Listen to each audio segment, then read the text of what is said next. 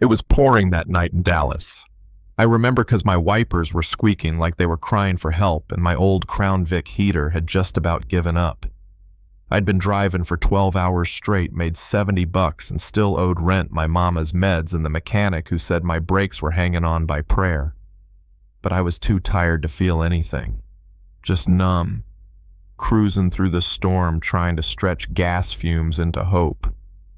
That's when I saw him. Under a flickering streetlight, this woman in a soaked trench coat holding a kid tight to her chest like the world was trying to snatch him. Her hair was stuck to her face, makeup smeared shivering. The kid, man, he looked bad. Eyes half open, lips dry, breathing shallow. I pulled over without even thinking, rolled my window down, rain blowing in sideways.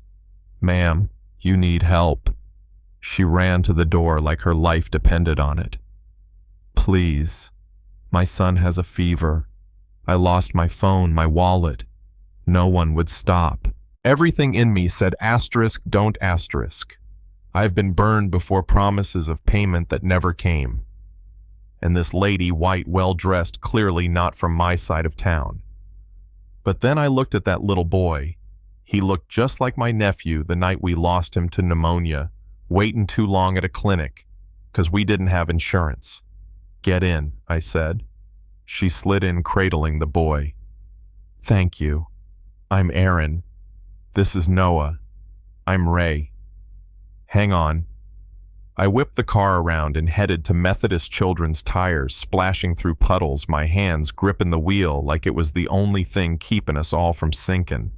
She kept whispering to her son, kissing his forehead. I could hear her voice crack, her fear.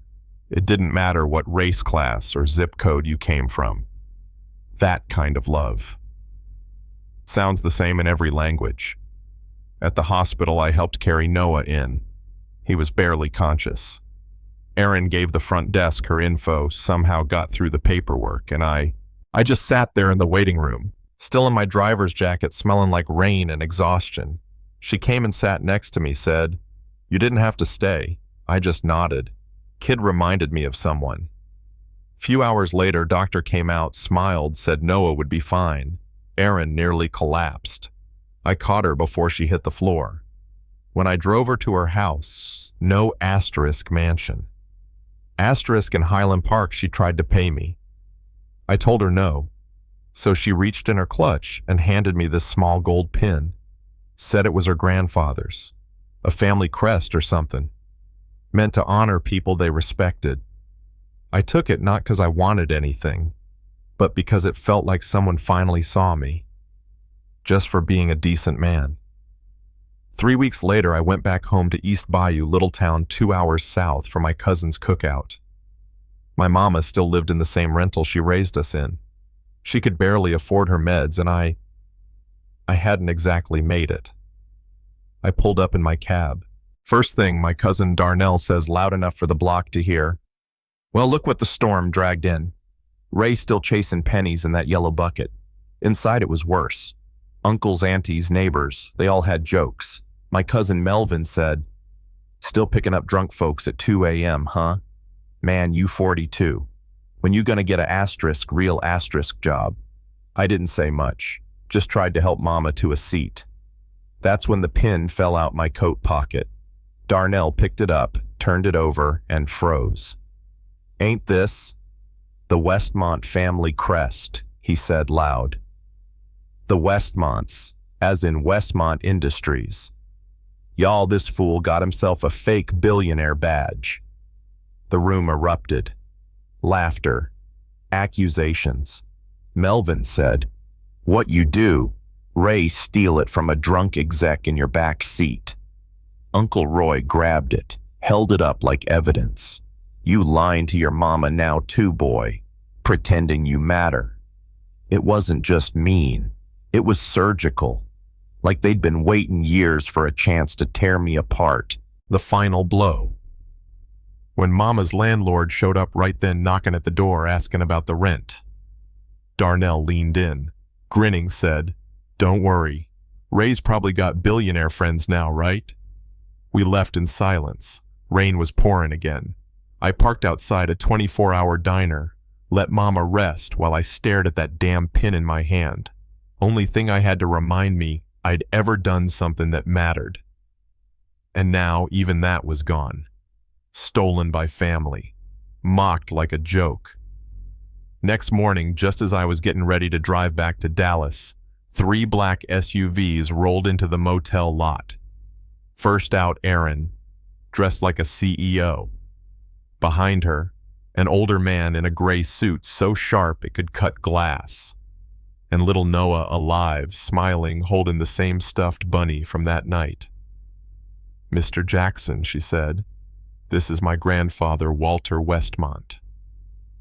My jaw dropped. They'd come to asterisk me asterisk. He stepped forward, shook my hand. "I owe you a debt I can't repay." They'd heard everything. The cookout, the accusations, the stolen pin. "Do you want to set the record straight?" Walter asked. We rolled up to Darnell's house like a presidential motorcade. The whole neighborhood came out. Darnell was on the porch, mid-story, holding a beer. He dropped it when he saw us. Walter stepped forward. "I believe some of you questioned how this pin ended up with Mr. Jackson." He turned to the crowd. "This man saved my great-grandson's life. He refused money. He asked for nothing. That pin given only to people our family honors was asterisk, earned asterisk." Dead silence.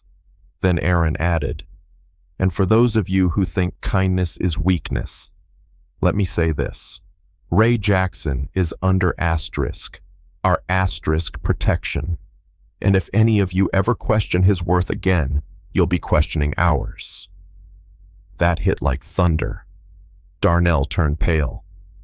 Uncle Roy disappeared inside the house. Then Noah ran to me. "Uncle Ray, Mommy says you saved me. Are you going to come live with us now?" Walter looked at me. "We'd be honored if you'd join our team. Vice President of International Operations. You'd help us build our London office." I stood there whole town watching, breath caught. But I looked at them, the same people who laughed in my face, and I said, "I appreciate the offer, but I'm not here to prove anything to asterisk them asterisk. If they couldn't see my worth before their applause now doesn't mean a thing." Walter smiled. "That's asterisk, exactly asterisk why we need you." 6 months later, I'm living in London. I tuck Noah into bed before school. I drive Erin to meetings, then sit beside Walter during board calls. They ask me about character, about people, about trust. 'Cause turns out, when you've spent your life being invisible, you see things others don't. My mama, she's in the best care money can buy, finally resting easy. And me, I still wear that pin, but not for what it means to asterisk them asterisk. For what it reminds asterisk me asterisk. That doing right even when it cost you still matters. Now let me ask asterisk you, asterisk something. Have you ever been judged by where you came from or what you wore or how much you made? Drop a comment below. Let's talk about it. And if you believe dignity is worth more than dollars, hit that like button and stay tuned, because we're just getting started.